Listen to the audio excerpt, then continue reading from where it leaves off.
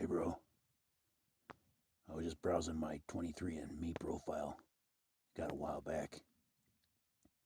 I stopped looking at it like 10 years ago because I hate my family. But back then,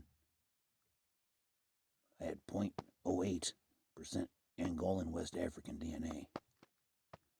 And now, it's 0.3% Angolan and Congolese. I feel like I'm losing my identity here, bro.